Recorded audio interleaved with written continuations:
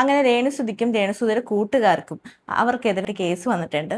അത് കൊടുത്തത് ദേവ് എന്ന് പറഞ്ഞൊരു പുള്ളിക്കാരനാണ്. എന്തായാലും എനിക്ക് ഒരുപാട് ഇഷ്ടമായി. അവളുടെ അഴിഞ്ഞാട്ടത്തിന് കുറച്ചെങ്കിലും ഒരു ലിമിറ്റ് ഉണ്ടാവണം. എന്നെ പോലെ തന്നെ ഒരുപാട് ആൾക്കാർ ആഗ്രഹിച്ചേക്കുന്ന ഒരു കാര്യം തന്നെയാണ്, പ്രത്യേകിച്ച് സ്ത്രീകൾ.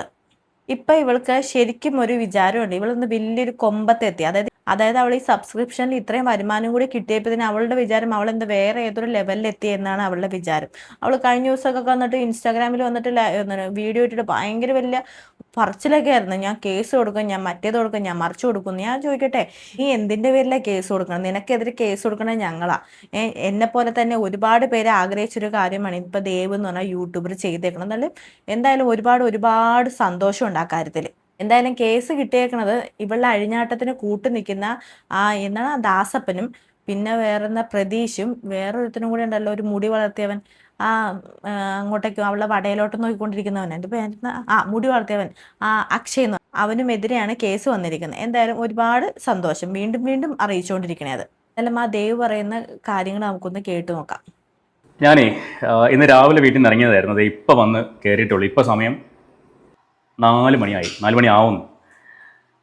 ഒരു പ്രതീക്ഷയും ഇല്ലാതെയാണ് ഇന്ന് രാവിലെ പോയത്. ഈ കാര്യം നടക്കുമോ ഇല്ലയോ, അല്ലെങ്കിൽ അവിടെ പോകുമ്പോൾ എനിക്ക് കിട്ടുന്ന അക്സെപ്റ്റൻസ് എന്തായിരിക്കും എന്നൊന്നും ഒരു ഐഡിയ ഇല്ലായിരുന്നു. പക്ഷേ ശരിക്കും എന്നെ ഞെട്ടിച്ച് കളഞ്ഞു കേരള സൈബർ പോലീസും എക്സൈസ് ഡിപ്പാർട്ട്മെൻറ്റും. രണ്ടുപേരുടെ ഭാഗത്തുനിന്നും വളരെ നല്ല സമീപനമാണ് എനിക്കിന്നുണ്ടായത്.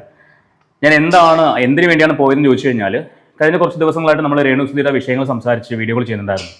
അപ്പോഴെല്ലാം അതിൻ്റെ കമൻറ്റ് ബോക്സിൽ വരുന്ന കമൻറ്റുകൾ എന്ന് പറയുന്നത്, ഞങ്ങൾ ഇവരെ കൊണ്ട് സഹി കിട്ടു, ഇവർക്കെതിരെ നിയമപരമായിട്ട് എന്തെങ്കിലും ചെയ്യാൻ പറ്റുമോ, നിങ്ങൾക്ക് ആർക്കെങ്കിലും എന്തെങ്കിലും ചെയ്തുകൂടെ എന്നൊക്കെ ചോദിച്ച് കുറേ പേര് കമൻറ്റ് ചെയ്യുന്നുണ്ടായിരുന്നു. അപ്പോൾ ഞാൻ വിചാരിച്ചു, ശരി ഒന്ന് ശ്രമിച്ച് നോക്കാം. അങ്ങനെ ഇവർ കുറച്ച് നാൾക്ക് മുൻപ് ചെയ്ത ആ റീലുണ്ടല്ലോ, കുട്ടനാടൻ കായലിലെ പാട്ട്, കള്ള് ഷോപ്പിൽ നിന്ന് എടുത്ത ആ റീല്, അതും വേറെ 1-2 വീഡിയോകളൊക്കെ വെച്ചിട്ട് ഞാനൊരു കംപ്ലൈൻറ്റ് സൈബർ സെല്ലിൽ കൊടുത്തു. സൈബർ സെല്ലിൽ പോയപ്പോഴേക്കും അവിടെ സാറുണ്ടായിരുന്നു. സാറ് കുറേ അധികം കാര്യങ്ങൾ സംസാരിച്ചു. ആ സംസാരിച്ചതിൻ്റെ അടിസ്ഥാനത്തിൽ എനിക്കും കുറേ കാര്യങ്ങൾ മനസ്സിലായി. അവർ കേസ് എടുത്തു, അതിൻ്റെ റെസിപ്റ്റ് എനിക്ക് അയച്ചു തന്നു വാട്സാപ്പിൽ. ഓക്കെ, അപ്പോൾ സൈബർ സെല്ലിൽ രേണുവിനെതിരെ ഒരു കംപ്ലയിൻറ്റ് കൊടുത്തിട്ടുണ്ട്. കംപ്ലയിൻറ്റ് എന്ന് പറയുന്നത് വേറെ ഒന്നുമല്ല, ഹാംഫുൾ ആയിട്ടുള്ള രീതിയിൽ അല്ലെങ്കിൽ ഡബിൾ മീനിങ് ലെവലിൽ സംസാരിക്കുന്ന പരിപാടികൾ നിർത്തലാക്കി തരണം എന്ന് മാത്രമാണ് ഞാൻ റിക്വസ്റ്റ് ചെയ്തിട്ടുള്ളത്. കാരണം രേണുവിന് വായി തോന്നുന്ന കോതയ്ക്ക് പാട്ടെന്ന രീതിയിൽ സംസാരിക്കുന്ന ആ ഒരു പരിപാടി അവസാനിപ്പിക്കണം. അതിന് അവർക്ക് എന്താണ് ചെയ്യാൻ പറ്റുന്നത് എനിക്കറിയില്ല, എത്രമാത്രം അത് പോസിബിൾ ആവുമെന്ന് എനിക്കറിയില്ല. പക്ഷെ അവർക്ക് എന്താണോ ചെയ്യാൻ പറ്റുന്നത് അത് ചെയ്ത് റിക്വസ്റ്റ് ചെയ്തിട്ടുണ്ട്. അപ്പോൾ മാക്സിമം അവർ ശ്രമിക്കാമെന്ന് പറഞ്ഞു. അവർക്കും ഞാൻ ഈ പറയുന്ന വീഡിയോയുടെ ലിങ്കും അതുപോലെ സ്ക്രീൻഷോട്ടും ഫോട്ടോകളും ഒക്കെ ഹാൻഡ് ഓവർ ചെയ്തിട്ടുണ്ട്. അതൊക്കെ വെച്ചിട്ട് അവർ കേസ് ഫയൽ ചെയ്തിട്ടുണ്ട്. സോ അതിൻ്റെ ഫർദർ കാര്യങ്ങളൊന്നും എന്താ സംഭവിക്കാൻ പോകുന്നതൊന്നും എനിക്കറിയത്തില്ല. പക്ഷെ ഞാൻ അത് ഫോളോ അപ്പ് ചെയ്യും. പിന്നെ ഞാൻ ചെയ്തൊരു കാര്യം എന്ന് പറയുന്നത്, എക്സൈസ് ഡിപ്പാർട്ട്മെൻറ്റിൻ്റെ ഹെഡ് ക്വാർട്ടേഴ്സിൽ പോയി. അവിടെ ചെന്നിട്ട് അവിടെയും ഈ കാര്യം സംസാരിച്ചു. അതായത് കള്ള് ഷോപ്പിൽ വെച്ചിട്ട് റീൽ ചിത്രീകരിച്ച് സോഷ്യൽ മീഡിയയിൽ പ്രചരിപ്പിച്ചു. ഇതാണ് കേസ്. ഇപ്പോൾ നമ്മുടെ സൂരജിനും ഫൈൻ കിട്ടിയത് ആ ഒരു കേസിൻ്റെ ബേസിലാണ്. 2 വർഷം മുന്നേ നടന്ന ഒരു ഇഷ്യൂലാണ് ആ കേസ് വന്നത്. 25,000 രൂപ ഫൈൻ, 50,000 രൂപയായിരുന്നു, അത് 25,000 രൂപയായിട്ട് അദാലത്തിൽ വെച്ച് കുറച്ച് കൊടുത്തു. ഇവിടെയും ഞാൻ പറഞ്ഞ കാര്യം അത് തന്നെയാണ്. ഇത് സോഷ്യൽ മീഡിയ കുട്ടികൾ ഉപയോഗിക്കുന്ന പ്ലാറ്റ്ഫോമും കൂടിയാണ്. അതുകൊണ്ട് അവിടെ ഇത്തരം പ്രചരണങ്ങൾ സമ്മതിക്കാൻ പറ്റില്ല എന്ന രീതിക്കാണ് സംസാരിച്ചത്. അപ്പോൾ അവരും അവിടെ നിന്നും നല്ല ഒരു റെസ്പോൺസാണ് കിട്ടിയത്. അവരും കേസ് എടുത്തിട്ടുണ്ട്. കൊടുത്ത കംപ്ലയിൻറ്റ് റിസീവ്ഡ്, ഇതിപ്പോൾ ഞാൻ ഫോട്ടോ കോപ്പി എടുത്തതാണ്, അവിടുന്ന് ഫോട്ടോ എടുത്തിട്ട് പ്രിൻ്റ് എടുത്തതാണ്. കേസ് റിസീവ്ഡ് എന്ന് പറഞ്ഞിട്ട് അവർ സീൽ ചെയ്ത് തന്നിട്ടുണ്ട്. ഇത് ഒരു പേജ്. അടുത്ത പേജിൽ അതിൻ്റെ ബാക്കി ഭാഗം, പിന്നെ ഞാൻ കൊടുത്ത ലിങ്കുകൾ, കേസിന് വേണ്ടി അവർക്ക് സപ്പോർട്ടിങ് ലിങ്ക് കൊടുക്കണം, ഏതൊക്കെ വീഡിയോകളാണെന്നുള്ള ലിങ്ക് കൊടുക്കണം. അത് കഴിഞ്ഞിട്ട് ആ ഷോപ്പിൽ നിന്നുള്ള ഇവരുടെ ഫോട്ടോയുടെ സ്ക്രീൻഷോട്ട്, ഇത്രയും വെച്ചിട്ടുണ്ട്. ഇതാണ് എക്സൈസിൽ കൊടുത്തത്. അപ്പോൾ അവർ ഇന്ന് തന്നെ അത് ഫോർവേഡ് ചെയ്യാമെന്ന് പറഞ്ഞിട്ടുണ്ട്, രേണുവിൻ്റെ അഡ്രസ്സൊക്കെ വെച്ചിട്ട്. അതിനകത്ത് രേണുസുതി മാത്രമല്ല വന്നിരിക്കുന്നത്, കോഴിക്കോട് ദാസനുണ്ട്, പ്രതീഷുണ്ട്, അക്ഷയുണ്ട്. ഇവരുടെ പേരും കൂടി അറ്റാച്ച് ചെയ്തിട്ടുണ്ട്. കാരണം രേണു മാത്രമല്ല അതിനകത്തുള്ളത്. അതുകൊണ്ട് ഇവരുടെ പേരും കൊണ്ട് വെച്ചിട്ടാണ് ഞാൻ ആ കംപ്ലയിൻറ്റ് കൊടുത്തത്. അപ്പോൾ ഈ ഒരു കാര്യം ഞാൻ ചെയ്തിട്ടുണ്ട്. ഇതിൻ്റെ ഫർദർ എന്താണെന്നുള്ള ഫോളോ അപ്പ് ചെയ്യും. പക്ഷേ എന്ത് സംഭവിക്കും എന്നൊന്നും എനിക്കറിയില്ല. എൻ്റെ ഭാഗത്തുനിന്ന് ഒരു ചെറിയ മൂവ്.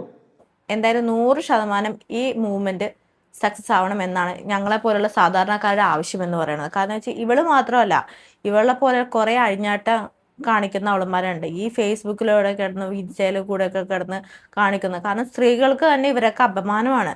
അത് നമ്മൾ വീഡിയോ ചെയ്ത് പറഞ്ഞാൽ പോലും നമ്മൾ ഒരു തവണ റിയാക്ട് ചെയ്ത് കഴിഞ്ഞാലും ഇവളുമാർ വീണ്ടും ഇത് തന്നെ ആവർത്തിക്കും. ഞാൻ പറയണില്ല, നമുക്ക് പറയാൻ വാക്കുകളില്ല. കാരണം എന്ന് വെച്ച് കഴിഞ്ഞാൽ അതായത് കുറച്ചെങ്കിലും ഉളുപ്പ് വേണമല്ലോ. ഇത് പറയാൻ ഞങ്ങളെ പോലുള്ളവര് നാണം കിടുന്നുണ്ട്. അപ്പൊ ഇത് കാണുന്ന ഇവളുമാർക്ക് യാതൊരുവിധ ഒരു എന്താ പറയുക ഒരു വികാരവും ഇല്ലല്ലോ എന്ന് വിചാരിക്കുന്നത്. എന്ന് വെച്ച് കഴിഞ്ഞാൽ വീണ്ടും വീണ്ടും ഇത് തന്നെ കാണിച്ചുകൊണ്ടിരിക്കണം, എന്നും ഇത് തന്നെ കാണിച്ചുകൊണ്ടിരിക്കണം.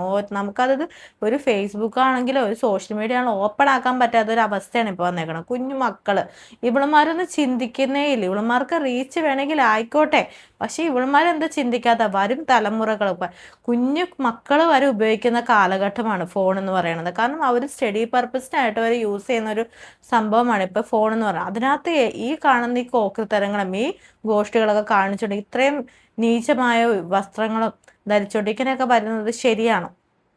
ഇവളുമാർ എന്താണ് ഈ കാണിച്ചു കൊണ്ടിരുന്നത്? അതായത് ഇവളുമാരുടെ പേജിലും കൂടി അല്ല ചെയ്യുന്നത്. അതായത് ഈ ഓൺലൈൻ മീഡിയാസ് ഉണ്ടല്ലോ, ആ ഓൺലൈൻ മീഡിയാസിനെ വിളിച്ചു വരുത്തിയാണ് ഇവളുമാർ ഈ ഓരോ കോഗ്രതരങ്ങൾ കാണിക്കുന്നത്. ഇതെങ്ങനെയാ കാണാതിരിക്കണം? എങ്ങനെയാ അതിലാണെങ്കിൽ സ്ത്രീ ആണെങ്കിൽ സ്ത്രീ വേഷം കെട്ടി നടക്കുന്നവരാണെങ്കിൽ എല്ലാവരും തന്നെ ഉണ്ട് ഈ കൂട്ടത്തിൽ. കാരണം ഈ ശരീരം പ്രദർശിപ്പിച്ച് ഈ സ്ത്രീകൾക്ക് അപമാനമാക്കുന്നത്, അതായത് വളർന്നു വരുന്ന കൊച്ചു മക്കളെ പോലും വഴിതെറ്റിക്കുന്ന തരത്തിലുള്ള വീഡിയോസാണ് ഇവളുമാർ കൊണ്ടു നടക്കുന്നത്. ഇവളുമാർക്ക് റീച്ച് കിട്ടാൻ വേണ്ടി ഇവളുമാർ ഏതറ്റം വരെ വേണമെങ്കിലും പോകും. ആ ഒരു ഗതികേടിലാണ് ഇപ്പം നമ്മുടെ സമൂഹം പോയിക്കൊണ്ടിരിക്കുന്നത്. അതുപോലെ തന്നെ ഇവളുടെ വട കോൺട്രവേഴ്സി ഉണ്ടല്ലോ, അതിനെക്കുറിച്ച് നമ്മുടെ ആക്ട്രസ് നമ്മുടെ മഞ്ജു പത്രോസ് കുറച്ച് കാര്യങ്ങൾ പറഞ്ഞായിരുന്നു. അപ്പൊ അതിനെതിരെ ഇവള് പറഞ്ഞേക്കണ കുറച്ച് കാര്യങ്ങൾ അത് നമുക്കൊന്ന് കേട്ടു നോക്കാം. ഞാൻ പറയുന്നത് പക്ഷെ എന്നെ പറ്റിയാണ് പറഞ്ഞെന്നാണ് പറയുന്നത്. അവര് പറഞ്ഞ എന്താണെന്ന് ചോദിച്ചാല് ഞാൻ അങ്ങനെയുള്ള കാര്യങ്ങൾ ചിരിച്ച് അല്ലേ, അതല്ലേ അവര് പറഞ്ഞത്? ഒരിക്കലും ഇല്ല. ഞാൻ അതാണ് അതിനുള്ള ആൻസർ ആണ്. ഇപ്പൊ നിങ്ങൾ പലരും, എല്ലാരും ഒന്നുമില്ല, പലരും എന്റെ ഫ്രണ്ട്സ് ആണ്. ഫ്രണ്ട്സ് എന്ന് പറഞ്ഞാൽ എന്നും വിളിച്ചുകൊണ്ടിരിക്കുന്നവരല്ല, കാണുമ്പോൾ ആ സ്നേഹവും കാര്യങ്ങളും എന്നും അന്ന് തൊട്ട് ഇന്ന് വരെ ഉള്ളവരുണ്ട്.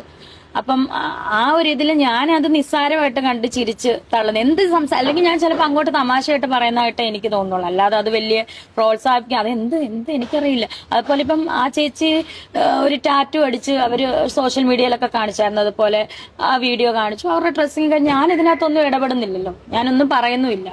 പിന്നെ ഇവരൊക്കെ എന്തിനാണ് എന്റെ കാര്യത്തിൽ ഇടപെടുന്നതെന്ന് എനിക്കറിയില്ല. എല്ലാവരും ഇപ്പം ഈ പറഞ്ഞ എല്ലാ സെലിബ്രിറ്റികളും അവരവരുടെ കാര്യങ്ങൾ ഇഷ്ടത്തിന് ചെയ്യുന്നില്ലേ? ഇപ്പൊ രേണുസുതി ചെയ്യുന്നതിന് മാത്രമേ ഉള്ളൂ പ്രശ്നം. അതിപ്പം എനിക്കറിയില്ല അതെന്താണ്. ഇപ്പൊ എല്ലാവരും ഒരു ഇതെടുത്തു കഴിഞ്ഞാൽ ഫുള്ള് തെറി കമന്റാണ്. അതെന്താണ്, എന്തുകൊണ്ടാണ്, ഞാൻ ആർക്ക് എന്താണ് ചെയ്തതെന്നൊന്നും എനിക്കറിയില്ല. ഇത്രയും തെറി കമന്റ് കിട്ടിയിട്ട് പോലും നിനക്ക് മനസ്സിലാവുന്നില്ലല്ലോ. ഈ മഞ്ജു പത്രോസ് അവിടെ വന്ന് പറഞ്ഞത് അത് അവർക്ക് വേണ്ടി മാത്രം പറഞ്ഞല്ല, എല്ലാ സ്ത്രീകൾക്കും വേണ്ടിയുള്ള വാക്കുകളാണ് അവർ പറഞ്ഞു വെച്ചത്. എല്ലാ സ്ത്രീകൾക്കും നിന്നോട് പറയാനുള്ള ഒരു കാര്യമാണ് ഈ പറഞ്ഞു വെച്ചത്. എന്നാലും നിന്റെ അഹങ്കാരത്തിന് അത് ഒരിക്കലും നീ അക്സെപ്റ്റ് ചെയ്ത് തരത്തില്ല. പകരം നീ എന്ത് ചെയ്യും? നീ ഒന്നും കൂടി വന്നിട്ട് അതിൻ്റെ ആ റീലിൻ്റെ അടിയിൽ വന്നിട്ട് നീ കമൻറ്റ് ബോക്സിൽ കമൻ്റ് ഇട്ട് കളിക്കുകയും അത് ഡിലീറ്റ് ആക്കി കളിക്കുകയും ചെയ്തുകൊണ്ടിരിക്കും. അതാണ് നിന്റെ വഴി എന്ന് പറയണത്. പിന്നെ നിന്റെ കാര്യത്തിൽ വന്ന് ഇടപെടുന്നു എന്ന് പറഞ്ഞത്, നീ വന്ന വഴിയും അവർ വന്ന വഴിയും വ്യത്യാസം. അവരിവിടെ പിടിച്ചു നിൽക്കുന്നത് കഴിവ് കൊണ്ടാണ്. നീ പക്ഷെ അങ്ങനെയല്ല. നീ നിന്റെ മരിച്ചുപോയ ഭർത്താവിൻ്റെ എന്താ പറയണം, നിന്റെ മരിച്ചുപോയ ഭർത്താവിനെ വിറ്റാണ് നീ ഈ ഫീൽഡിൽ പിടിച്ചു നിൽക്കുന്നത്. എന്നിട്ട് നീ ഫീൽഡ് ഔട്ട് ആവാതിരിക്കാൻ വേണ്ടിയിട്ട് വീണ്ടും നീ നിന്റെ ശരീര പ്രദർശനം നടത്തി നീ ആൾക്കാരെ കൂട്ടുന്നു. നീ എന്താ സബ്സ്ക്രിപ്ഷനിലൊക്കെ കൊണ്ടേ കാണിച്ചുകൊണ്ടിരിക്കുന്നത്? ആ വീഡിയോസും ഫോട്ടോസൊക്കെ നമ്മൾ കണ്ടതാണ്. നീ ഒരു അമ്മയല്ലേ? നിനക്കൊരു 10, 23, 24 വയസ്സുള്ള ഒരു മകനുള്ളതല്ലേ? അത്രയും പ്രായമുള്ള ഒരു മകനിരിക്കെ നീ വന്നിട്ട് നിന്റെ നെഞ്ചും കുഴിയും നിന്റെ പല പ്രൈവറ്റ് പാർട്സൊക്കെ കാണിച്ചുകൊണ്ട് നീ സബ്സ്ക്രിപ്ഷനിൽ വന്നിട്ട് എന്താ നീ കാണിച്ചുകൊണ്ടിരിക്കുന്നത്? നിന്റെ വിചാരം എന്താ? ഈ സബ്സ്ക്രിപ്ഷൻ എന്ന് പറയുന്നത് അതായത് നിന്റെ പ്രൈവറ്റ് ആയിട്ടുള്ള ഫോട്ടോസ്, അതായത് നിന്റെ ഈ ബോഡി പ്രദർശിപ്പിക്കാനുള്ള ഒരു മാർഗമാണെന്നാണോ നീ വിചാരിച്ചു വെച്ചിരിക്കുന്നത്? പിന്നെ മഞ്ജു പത്രോസ് പറഞ്ഞതിൽ മറ്റൊരു കാര്യം കൂടി ഉണ്ട്. നീ ചോദിച്ചില്ലേ ഇവരൊക്കെ എന്തിനാ എൻ്റെ കാര്യത്തിൽ വന്ന് ഇടപെടുന്നത്? അതായത് നിന്നോട് ഒരാൾ വന്ന് ചോദിക്കുമ്പോൾ നീ അങ്ങനെ പെരുമാറുമ്പോൾ ഇവന്മാർ എന്ത് ചെയ്യുമെന്ന് വെച്ചാൽ ബാക്കിയുള്ള ആൾക്കാർ, അതായത് ബാക്കിയുള്ളവരോട്, അതായത് ഈ ഫീൽഡിൽ നിൽക്കുന്ന ബാക്കിയുള്ളവരോട് കൂടി അവർ ഇതേ ചോദ്യം ഇതേ കണ്ണുകളോടെയും ഇതേ സംസാര രീതിയിലൂടെയും ഇതേ മുനവെച്ച വാക്കുകളോടെ സംസാരിക്കും. അത് അവർക്കും കൂടി ദോഷമാണ്. നിനക്ക് നിന്റെ മക്കളോട് അല്പമെങ്കിലും ആത്മാർത്ഥ ഉണ്ടായിരുന്നെങ്കിൽ, നിന്റെ മരിച്ചുപോയി നിന്റെ ഭർത്താവിനോട് ഒരു അല്പമെങ്കിലും ഇഷ്ടമുണ്ടായിരുന്നെങ്കിൽ നീ ഇതുപോലത്തെ ഫോട്ടോസും വീഡിയോസൊക്കെ കൊണ്ട് ഈ സോഷ്യൽ മീഡിയയിൽ കൊണ്ട് ഇടുവോ? നീ ചെയ്യില്ല. നിനക്ക് അതിന് അല്പമെങ്കിലും ഇല്ലേ ഉളുപ്പ് വേണം, അല്പമെങ്കിലും ആത്മാർത്ഥത വേണം, അല്പമെങ്കിലും സ്നേഹം വേണം. പക്ഷെ നിന്നെ സംബന്ധിച്ച് അങ്ങനെയൊന്നുമില്ല. നിനക്ക് ഫെയിം വേണം, അങ്ങനെ ഒരു ധാരണ മാത്രമേ ഉള്ളൂ നിന്റെ മനസ്സിൽ. അതുപോലെ തന്നെ നീ പറയുന്നുണ്ടല്ലോ, നീ 4-4 ലക്ഷം രൂപയുടെ പല്ല് കമ്പി പോയിട്ടുണ്ട്. അതൊക്കെ നിന്റെ പേഴ്സണലായിട്ടുള്ള കാര്യം, അത് നമ്മൾ ഇടപെടാൻ വരുന്നതല്ല. പക്ഷെ നീ ഇങ്ങനെയൊക്കെ വിളിച്ചു പോയി പറയാൻ നേരത്തെങ്കിൽ ഒരു കാര്യം ആലോചിക്കണം. നീയൊക്കെ ഇത്രയും നാൾ വാടകയ്ക്ക് താമസിച്ചിരുന്ന ആ വീട്ടിലെ വാടക കുടിശ്ശികയൊക്കെ നീ തീർന്നിട്ടുണ്ടോ? അറ്റ്ലീസ്റ്റ് നീ അവരുടെ വാടക തീർക്കാനുള്ള ഒരു മനസ്സെങ്കിലും നീ കാണിക്കണം. അതുപോലെ തന്നെ നിനക്ക് എത്ര രൂപ ആ ഫിറോസ് എന്ന് പറഞ്ഞ മനുഷ്യൻ പിരിച്ചു തന്നിട്ടുണ്ട് നിനക്ക് നിന്റെ കുടുംബത്തിന് വേണ്ടിയിട്ട്? അതൊക്കെ നീ മറന്നുപോയോ? അതായത് ആ പിരിച്ചു തന്ന ആൾക്കാരുണ്ടല്ലോ, നീ ആ ഫിറോസിനോടൊന്ന് പോയി ചോദിക്കും എത്ര പേര് നിനക്ക് കാശ് അയച്ചു തന്നിട്ടുണ്ടെന്ന്. ആ വാങ്ങിച്ച കാശ് നീ തിരിച്ചു കൊടുക്കുമെങ്കിലും ചെയ്യാം അറ്റ്ലീസ്റ്റ്. അതാണ് മാന്യത, അതാണ് മര്യാദ എന്ന് പറയുന്നത്. അല്ലാതെ ഒരു ഉളുപ്പും ഇല്ലാതെ നീ ഇപ്പൊ ഈ മുഖം സംരക്ഷിക്കുന്നതിന്റെ കാര്യം എന്താ? നീ പറയുന്നത് എന്നെ പല്ലിന്ന് വിളിച്ചാലൊന്നും എനിക്കൊരു കുഴപ്പമില്ലെന്ന് പറയുന്നത്. നീ ഇപ്പൊ ഈ മുഖം സംരക്ഷിക്കുന്നതിന്റെ കാര്യം എന്താ കാര്യം എന്താ? നിനക്ക് ഈ ഫീൽഡിൽ പിടിച്ചേക്കണം, ഇതുപോലെ ഒന്നും കൂടി ഇങ്ങനെ അടിയും കുടിച്ചും ഒക്കെ കഴിയണം, അതാണ് നിന്റെ താല്പര്യം. അതിനു വേണ്ടിയാണല്ലോ നീ ചെയ്യുന്നത്. പക്ഷെ ഇതൊക്കെ നിന്റെ പേഴ്സണൽ കാര്യം. പക്ഷെ നിന്നോട് പറയാനുള്ള ഒരു കാര്യം എന്ന് വെച്ച് കഴിഞ്ഞാൽ, നിനക്ക് പറ്റുമെങ്കിൽ നീ ആ വാങ്ങിച്ചേക്കണ കാശുണ്ടല്ലോ, ഒരുപാട് പേര് നിന്നെ സഹായിച്ച പണം ഉണ്ടല്ലോ, ആ പൈസ നീ തിരിച്ചു കൊടുക്കാനുള്ള മര്യാദ കാണിക്കണം. അതുപോലെ തന്നെ വീടിന് വേണ്ടിയിട്ടൊക്കെ ഓരോരുത്തരും നിനക്ക് വേണ്ടി പൈസ ചെലവാക്കിയിട്ടില്ലേ? നീ താമസിക്കുന്ന വീടുണ്ടല്ലോ, നിന്റെ മക്കൾ താമസിക്കണല്ലേ, നിന്റെ അച്ഛനും അമ്മയും താമസിക്കുന്ന ആ വീട് തന്നെയല്ലേ ആ വീട് ഇപ്പോഴും? ആ വീടിന് വേണ്ടി എത്രയോ പേര് സഹായിച്ചിട്ടുണ്ട്. അതിനുള്ളതൊക്കെ നീ ചെയ്തു കൊടുക്കുന്നേ. നിന്നെ പറഞ്ഞിട്ടും കാര്യമില്ല. കാരണം നിന്റെ കുടുംബത്തിന് നീ ചെയ്യുന്ന തെറ്റ് എന്താണെന്ന് ചൂണ്ടിക്കാണിക്കാനുള്ള ഒരാളില്ല നിന്റെ കുടുംബത്തിൽ. അതാണ് ഇപ്പം നിന്റെ പ്രശ്നം. അതൊന്ന് നാട്ടുകാർ കാണിച്ചു തരുമ്പോൾ അതിൽ നിന്ന് കുറച്ചെങ്കിലും മനസ്സിലാക്കി ചെയ്യണമെന്നുള്ളൊരു ബോധവുമില്ല. പകരം നിനക്ക് അതിന് പകരം എന്താ ഉള്ളത്? അഹങ്കാരമാണ് നിനക്കുള്ളത്.